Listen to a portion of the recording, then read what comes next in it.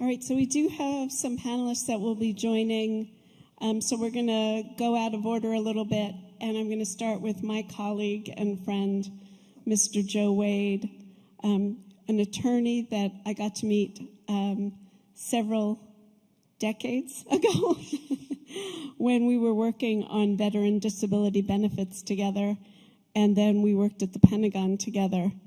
So I'll let you introduce a little bit more about yourself, but I think that your background and what you do as a law professor will be very interesting to this group. Thank you, Jackie. Thanks for inviting me. Basically, a background. I worked for the Navy for 27 years. During that time, I was asked by the Secretary of Defense to write the first Constitution Day program mandated by Senator Byrd.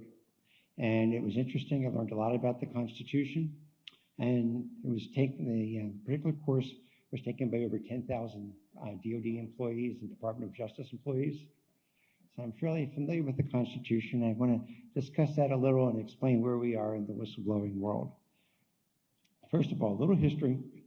The first time that we start talking about the federal government is during the Articles of Confederation. Articles of Confederation were a little bit odd because there was absolutely hardly any authority at all on the part of the federal government but for national defense. So things like commerce, things like whistleblowing are things that were never mentioned in the Articles. And then 1787, we have the Constitution come into play. And what they're doing is they're saying, well, wait a minute, we need to have more federal regulations, but not too much more federal regulations. So we had the Bill of Rights, and the Bill of Rights, a lot of people think, are basically the rights of individuals. Conservative jurists would say not only are they rights of individuals, but also rights of the state. The 10th Amendment specifically comes out and says if there isn't something that is specifically mentioned in the Constitution, then that responsibility, that freedom lies with the state, not with the federal government. Good case in point is what we just heard, I believe it was last year, maybe the year before that, the case of Roe versus Wade being overruled. The reason for that isn't so much of a discussion of abortion, but rather the state's rights. Who has the right to legislate what's an abortion?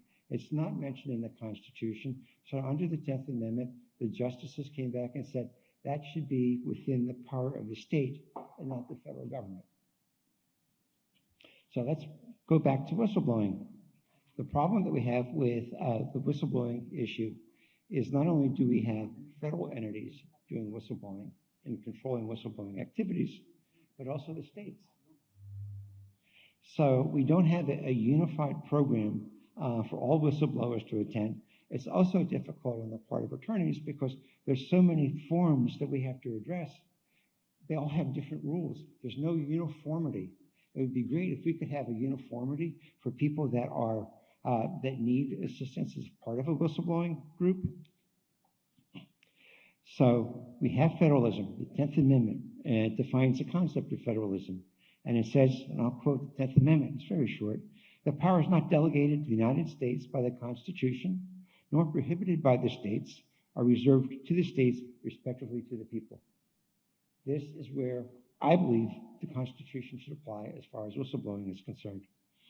The issue that we have with that is how many whistleblower protection statutes are there? It's a bit confusing for the whistleblower as to what statute we were talking about. I did a survey on April 25th, 2024. The Congressional Research Service identified 65 federal statutes that protect whistleblowers. Oh, thank you. Now, the majority of those federal statutes have to do with the Occupational Safety and Health Administration, which enforces more than 20 of these statutes. The interesting thing about that is that each statute has a different limitations. Why is it that in some statutes it says that a time frame in which a complaint can be filed is 30 days? And other statutes that apply also to the OSHA, Occupational Safety and Health Administration, is 180 days. Why should it be so much different? We don't know. There are 355 federal and state codes that mention whistleblowing as of today. These are not only from the federal government, from the state, Indian tribes, Guam, and Puerto Rico. Why do we need so many different variations of the statute? Does it make sense to anybody except for the 10th Amendment, which was 1787? Things may have changed. On top of that, you want to go into cities and towns? 65 municipal codes on whistleblowing. Why? Explain to me why we can't have a unified system. It's very difficult for a lot of people to understand, including attorneys. Another issue that we deal with every once in a while is something called American exceptionalism. And what that does is supposedly gives the United States universal jurisdiction to try certain individuals in different countries. Goes back to the 1630 when John Winthrop came up and said, "We shall be a city on a hill. The eyes of all people are upon us." We thought that God had given us America, and it was our responsibility to express democracy throughout the world and punish people who weren't in cooperation of democracy. Has it been enforced? Yes, but the courts are not all that reluctant to agree with that. The other thing that we're talking about is when do we have a state determining what a whistleblowing statute is and the federal government? We have something called the Civil Rights Act of 1964, and what that basically says that under our Constitution, although it doesn't discuss civil rights, doesn't discuss whistleblowing, if anything affects interstate commerce, then the federal government has a say in it. So can we make the argument that whistleblowers definitely affect interstate commerce?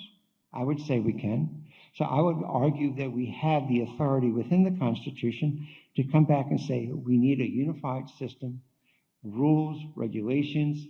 Not only do we need that, but the people that are advocates for the wounded warrior, perhaps they need certification of some sort. We do that for lawyers, doctors, dentists. Why not people that affect people's life, the rest of their life? We need all these in my mind, in one package.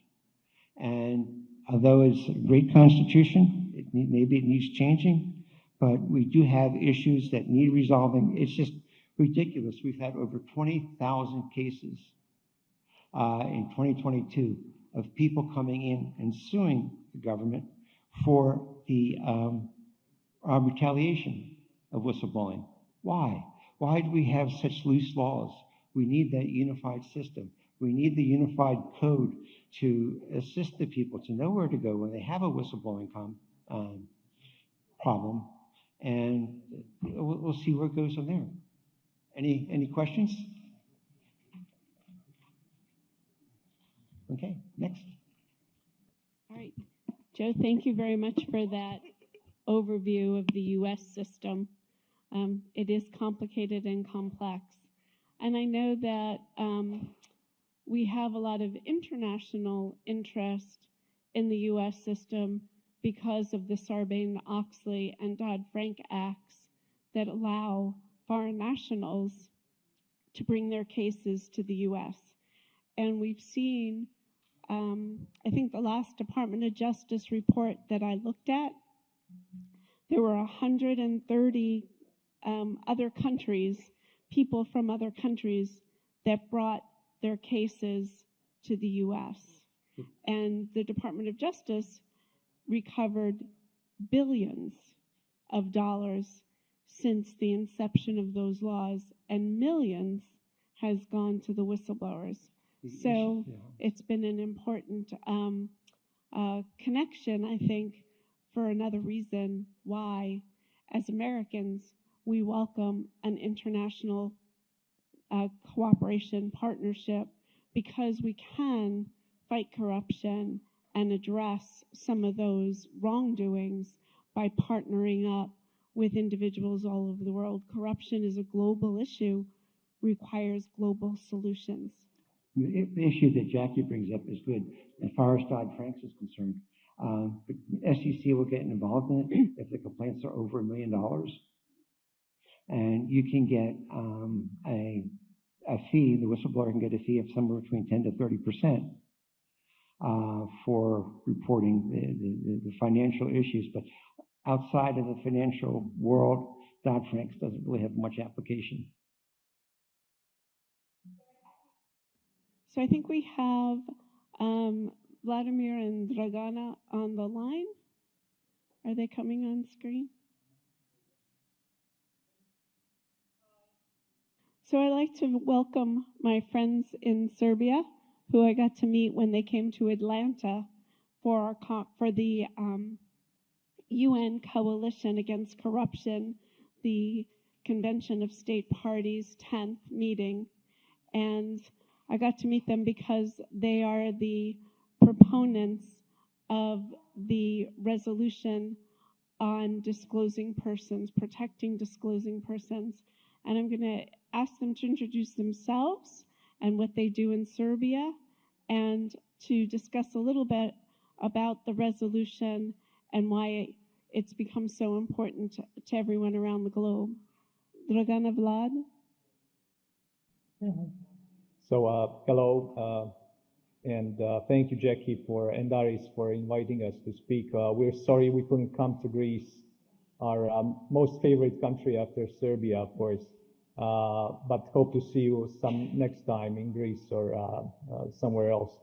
We are both whistleblowers, we are journalists, and we used journalism when we were retaliated against by the government of Serbia for blowing the whistle on censorship and the conflict of interest of the Prime Minister in 2009 to set up Pištaljka, the whistle.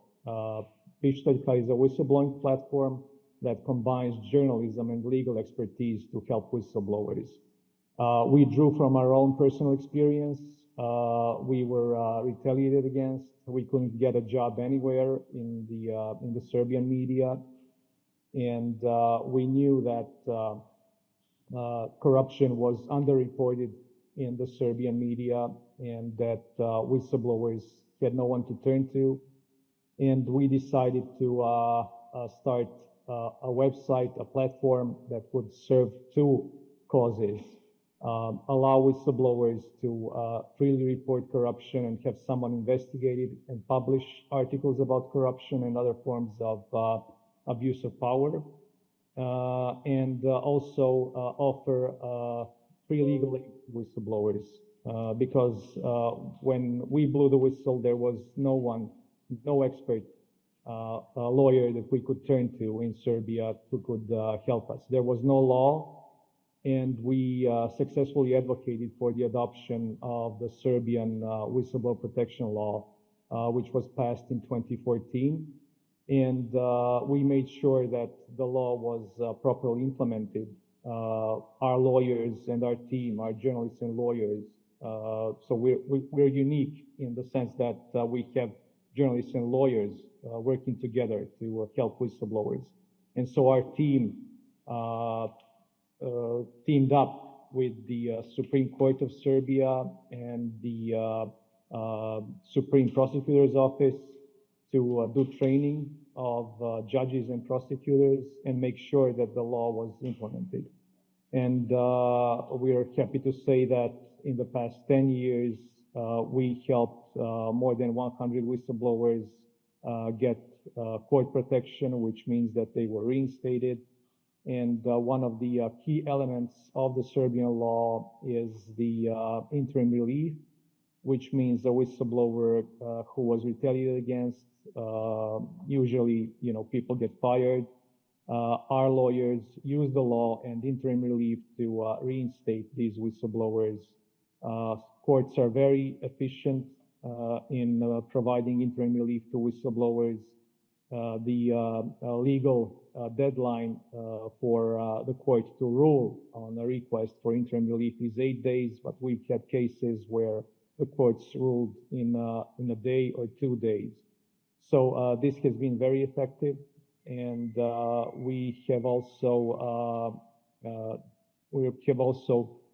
continued doing trainings for judges. Just last week on Thursday and Friday, we had training for judges in Belgrade, 30 judges in Belgrade, and also 30 judges in Novi Sad, Serbia's second largest city. With that, I will give the floor to Dragana to talk about the UN resolution. Yes, but first of all, I thank you, Vladimir. But first of all, I want to emphasize the importance of journalism in protecting of whistleblowers, because I think that is the base of everything. Without journalism, the efficiency of protecting of whistleblowers wouldn't be so high in Serbia, and it is, because journalism is that last defense of public interest and of whistleblowers who are protecting public interest. So usually people forget that, but I wouldn't allow them to happen, that to happen. About the resolution, we were also, but maybe to emphasize also one thing, the one of the best legal helplines for the whistleblowers, the one in Serbia. I like to say, and I like to emphasize that the legal help in Serbia didn't it was made by two journalists, not by lawyers. So it is very important, to have that combining of skills of lawyers and journalists. So that is the way how we took the place in making of resolution, the same way as we made the law in Serbia. So I think that we did a great job in Atlanta. This is the first resolution ever brought in the world, and it is very important that we have it. But this is not the finished job. Is not finished. It just started that actually. So now is the great job is to implement that resolution and to make all of these countries to bring laws in the countries which still don't have laws, to bring that kind of law that suits them, that suits their culture, their mentality, and because without that, it won't work. Maybe.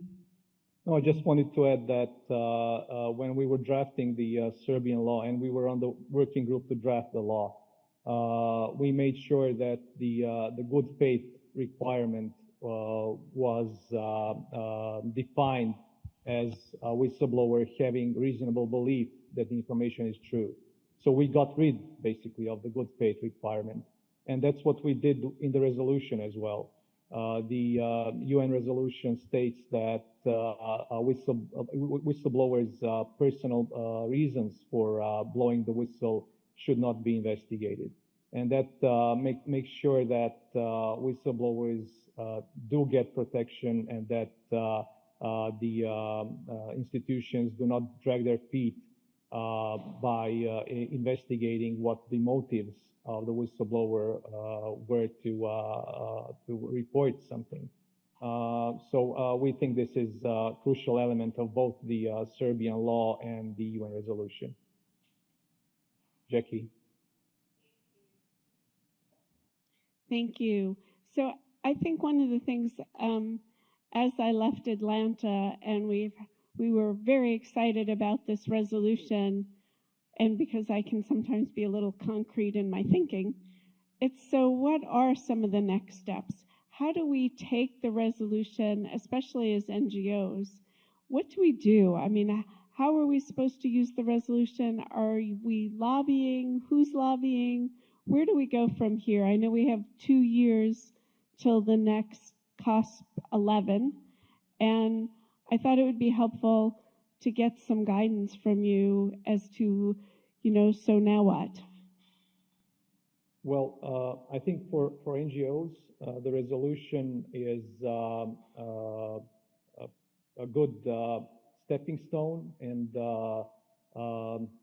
a direction of where to go. I think the language of the resolution is surprisingly strong, and we you know, Jackie, that we spent hours and hours in Atlanta negotiating on some phrases that were finally, you know, accepted by everyone, by all 190 countries that are, you know, that signed the UN Convention Against Corruption. So there's, you know, the good faith language, which states that whistleblowers' motives should not be investigated. Then there's the acknowledgement of the role the media and the civil society play in the protection of whistleblowers. There's a requirement for all governments to provide free legal aid, expert legal advice to whistleblowers. So this is something that, you know, civil society, NGOs should work on and make sure that their governments implement the resolution. Actually, Dragan and I are going to Vienna to the UN conference on the implementation of the UN Convention Against Corruption tomorrow. This is why we couldn't come to Athens. But we are going to discuss the implementation there. We're again going as experts to the Serbian government, which is a breakthrough in its own, you know, cause, because in Atlanta and in Vienna beforehand, our government let us negotiate on behalf of Serbia.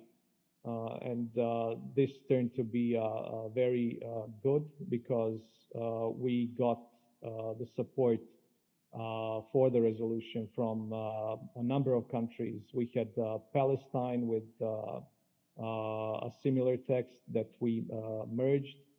And then we had, surprisingly, the Russian Federation co-sponsor the resolution, and Saudi Arabia. So, you know, even these countries, we can say to them, you know, look, your government decided to sponsor or co-sponsor this resolution, so you need to take further steps to implement it. What, you know, else is important is that there will be events that the UNODC, which is in charge of implementing the Convention Against Corruption, is supposed to organize. There will be events over the next year and a half, and then hopefully by the time we reach the end of 2025 and the next conference of states parties in Qatar, we will be able to say that there's some movement, there's some progress. Sadly, from what we understand in some of the translations of the resolution, language differs. So in the Russian translation, whistleblower is translated as informant. And this is obviously something that is not good, but we will have to engage with the Russian government and the Russian organizations, because there is a very nice word in the Russian language referring to whistleblowers as uncoverers of corruption. So there is some progress in Russia, and we should, you know, work on Russia and other countries implementing this resolution. On the other hand, we were surprised also that the United States chose not to co-sponsor the resolution. It was, you know, we had support from the U.S. Delegates in Atlanta during the negotiations. We had some difficult negotiations on the awards for whistleblowers, which the U.S. insisted it should be only monetary and financial. We said, well, we shouldn't, you know, have only financial incentives for whistleblowers. But in the end, the U.S. chose not to co-sponsor the resolution, and I think it was a mistake. But well, what's there is there. Yeah, maybe we should add that incentives have the meaning, and it is important only in United States. You know, the rest of the world mostly doesn't have that money, and the rest of the world, the whistleblowers in the rest of the world are strongly against the rewards because it's actually, you know, you use somehow on the end it turns out that you use corruptive money to stop investigations, and rewards and incentives are actually more damage for whistleblowers and for the reputation of the whistleblowers. So in Serbia, for example, our whistleblowers were a part of the working group when we made the law. We're strongly against incentives, and now we see in some countries that that kind of meaning is the people are left that as something which is more damage for the protection of whistleblowers than it helps actually. So I think you're raising a good point, and I know it's been very controversial in the U.S. as well as in other countries. We work a lot with the U.K. and Canada, where they see this incentive program. They call it bounty hunting, and they don't see the values of the incentives. I think one of the other aspects of this too is how much time, energy, and effort is the whistleblower spending on helping the government investigate. I mean, it really does become a full-time job when you get involved in some of these cases. And then, of course, I come from a mental health perspective where I think about not so much rewards, but the compensation or the restitution of the whistleblower for what they've lost in their life during the journey of being a whistleblower. So I think we have a lot of work left to do in that area as well. Ari, were you wanting to make a comment? Did you have a question? Yes. Hi, and thank you for joining us today. A few points. Public awareness, very important role for the NGOs. When we dealt with the transposition of the EU public disclosure of 2019, I think it was, you know, I was part of a team that we dealt by Transparency International Greece. So we handled the expanding anonymous tipping, for example. We did the public awareness campaign in Greece. And funny you mention it, but translation was such a major issue. How do you explain whistleblowing in Greek? You don't, there's no word for it. So I figured out that English-speaking countries within the EU, they had no problem understanding the concept. So I tried to make my team understand that we need to figure out that this is it's a whistleblower concept. It's a concept itself. I didn't like the idea of, you know, tigers or whistleblowers because exactly it's translated to pigs, cockroaches, rats, informers, informants. We've been there, we've done that. So it's important to understand that NGOs can play a role to public awareness campaign. We need the public to understand what we stand for. What is the role of the media? We need to train the journalist. I was saying that, you know, the role of the journalist is to amplify the voice of the whistleblower without distorting its voice. So the media is always a safe harbor for whistleblowers, okay? So that's one thing, one point I want to make. And also, the challenging of implementation, the legislation to a national level, for us, at least in Greece, it's a nightmare. Try to understand, to make people understand, I mean, understand the lawmakers, explain them what we stand for, what's the difference between informants, paid informants, what's the difference between the rewarding system, the bounty hunting. It's complicated. In Greece, for example, a lot of people don't believe in anonymous reporting. They don't accept that a witness of public interest, which is what we sort of translated the name whistleblowing. We translate it as a witness of public interest. If it's anonymous, then they might not accept that information as a whistleblower. He might not, under a national law, he might not be protected. So we are called kukulofori sometimes, which translates to you wearing a hood. So public awareness is important. We need to make people understand what's the value in society, what is the value. The value is on the public interest, okay? So these are the points I want to make. Now, I think about rewarding and compensation. We have another panel about it, so we're going to discuss this extensively. Thank you.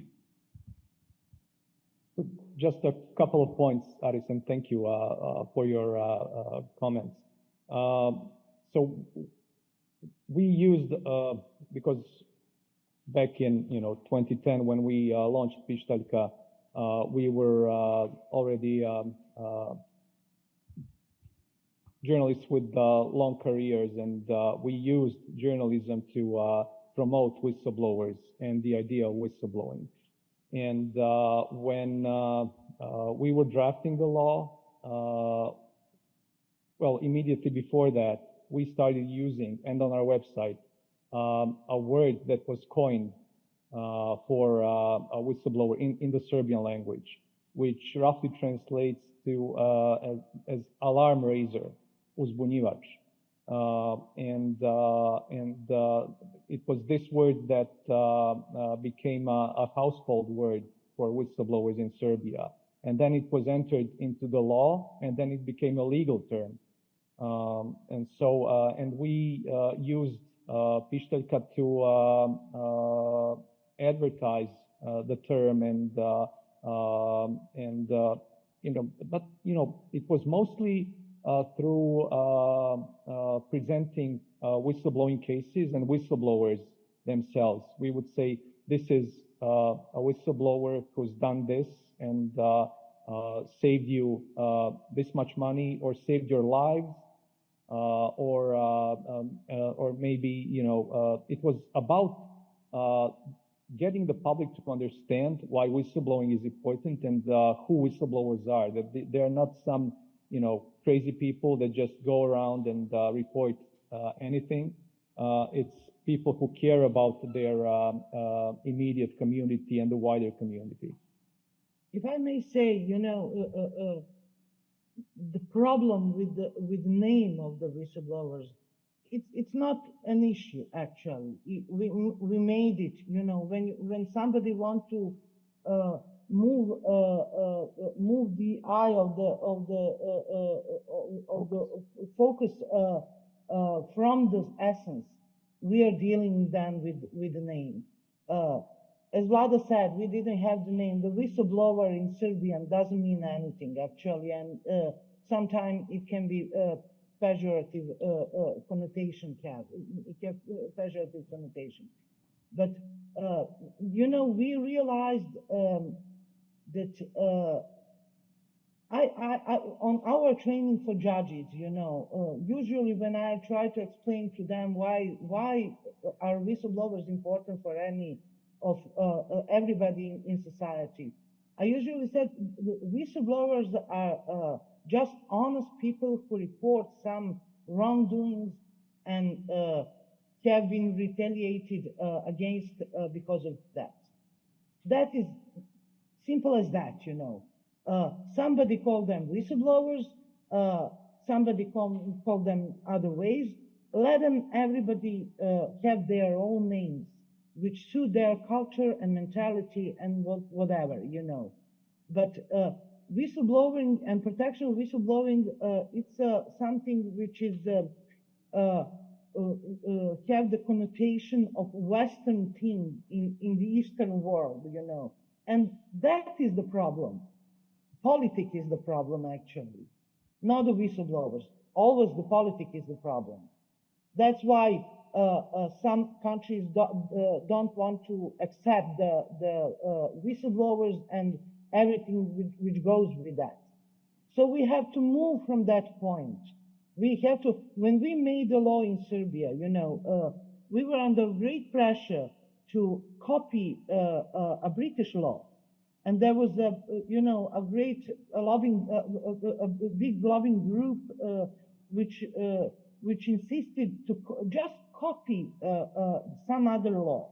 Then we successfully resisted that and made some original law which suits us, and it works. We coined the name for a whistleblower in Serbian, which means something. It means people who raise alarm. And Vlada didn't tell, Vlada, during that process of making the law, Vlada found actually the article from the 14th century, Serbian Emperor Dusan had laws in which one article in his laws, in his canons, were referring to the whistleblowers actually. It says that not one master should punish or should do anything wrong to the peasant who is reporting something which is wrong, you know. So the culture of whistleblowing is not something which is modern thing. It's not something which was made in modern times. It's from the beginning of the world, you know, that we are protecting honest people who report some wrongdoing. That is the bottom line. Everything else is just politics, nothing else. So that's what we should do. We should resist that things which are pulling us from the essence and just focus to the essence, helping honest people who are reporting wrongdoings. Thank you. Thank you so much for that. And I think that's a great place for us to start, is just getting the definitions of the words right. You know, as you mentioned, there's such a negative connotation to the definition of the word whistleblower in English. The rat, snitch, tattletale. We've proposed over time, we've written to Merriam-Webster Dictionary, and Microsoft, because they're the secondary perpetrators of this injustice, because they pull the definition that when you're typing in Microsoft and you ask for a synonym, you get these terrible words. And so we've asked and we've written to them, and they've said, well, we need a media campaign. So I might be asking you guys for some advice here in the future about how do we change the definition and get the dictionary writer people to change the definition, because that's part of this public awareness I think that we need is for whistleblowers to be seen as truth tellers, protectors, ethicists. Lamplighters is another term I've heard used. There are all these little giraffes, because I keep saying that whistleblowers are like giraffes because we stand tall and we stick our necks out. So I use the giraffe as the mascot, and I'm working on another book called To Be a Giraffe.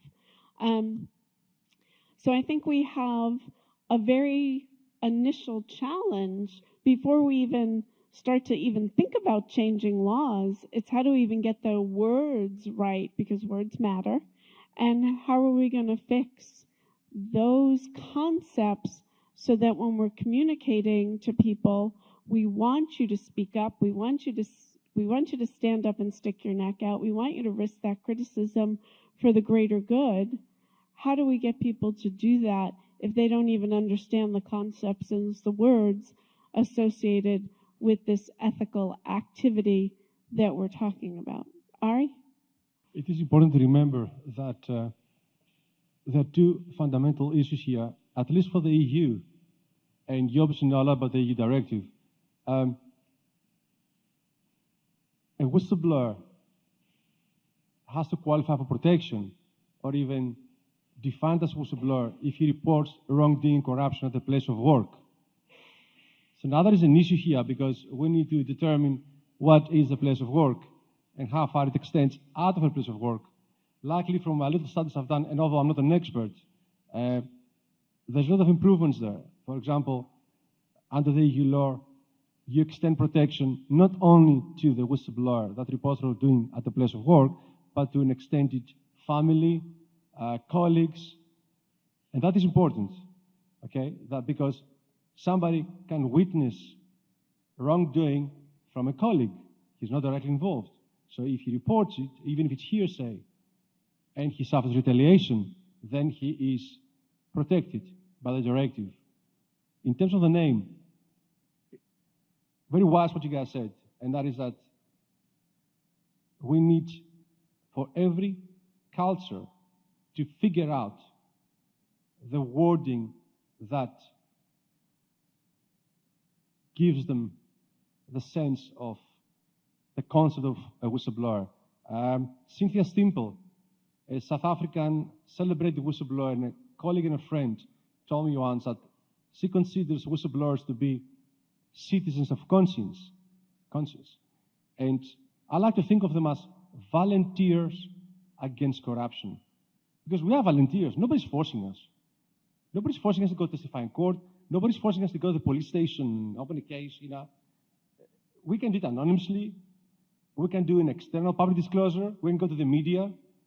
And that is important to remember. We are volunteers. We listen to our conscience. Thank you.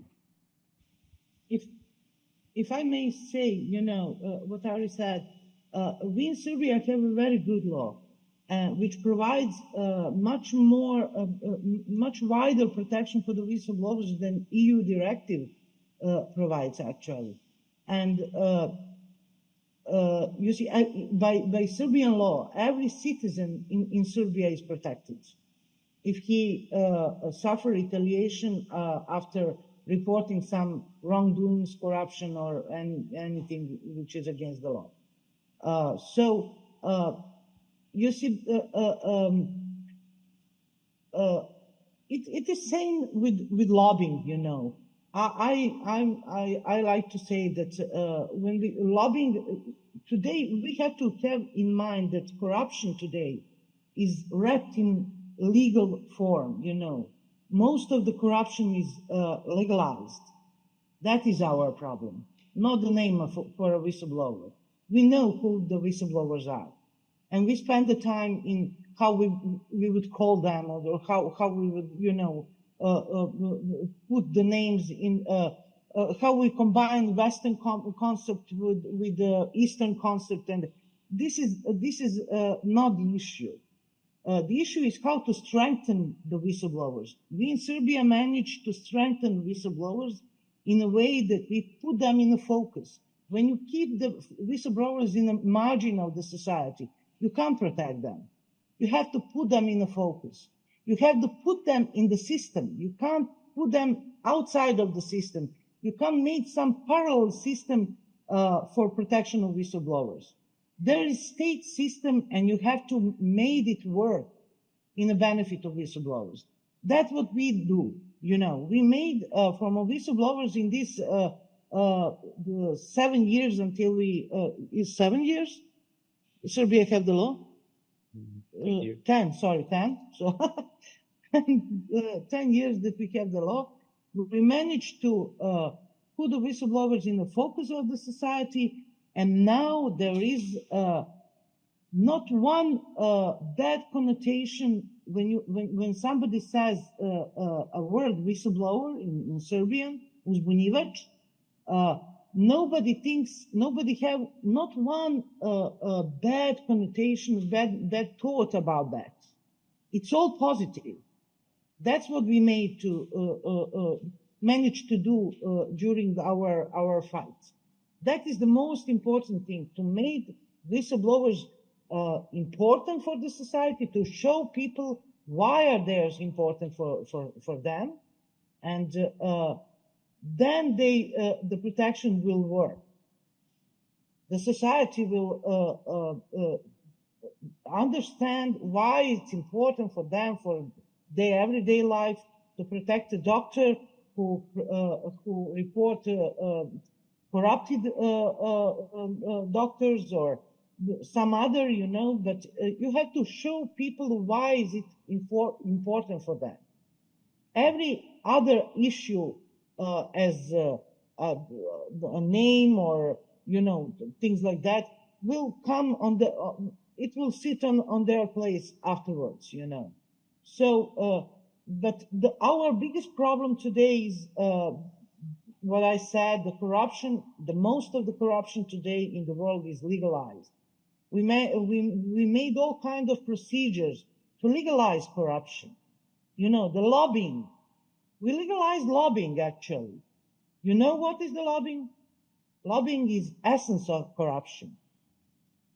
That is the problem. And we accept it. We made corruption acceptable. That is the most biggest problem that we have. And if we don't confront ourselves with that, we will never manage to protect people who report corruption. I think weaponizing the judiciary system against whistleblowers, it's also one of our serious issues. Let's not forget that. So, and also another point I want to make is that it's easy for a country like Serbia, and congratulations for what you have achieved, to implement it, but how do you implement it in over 20 countries in the EU? That's a different story altogether. Because all have to, because again, it's a national conflict. Outdated national legislation which has to implement minimum standards. We had this problem. So you have to update so many national legislations.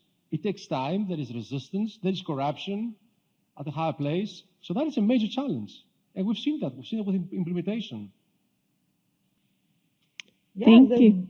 That's actually what I said, Serbia have more right of protection of whistleblowers than EU provides. Mm-hmm. So why don't just accept what is better, for everyone? Thank you. So I thank the panel. I'm going to try to keep us on track because we're due for a coffee break here. Vlad, Dragana, I wish you were here to give hugs to. I miss you. But hopefully we'll be talking again, and you'll give us updates from Vienna. Maybe later this year we'll have you come to our conference in Washington, D.C., and you'll talk to our panel then. Because I think keeping the dialogues going is what's so important, and keeping this international connection between whistleblowers and whistleblower groups is what is so important. So thank you. I'm so glad you took the time today to join us, and we will chat again soon.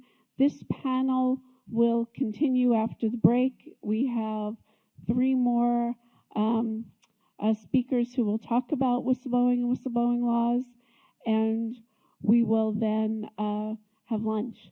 So let's take a coffee break, and then we'll come back for the second half of this panel. Thank you so much.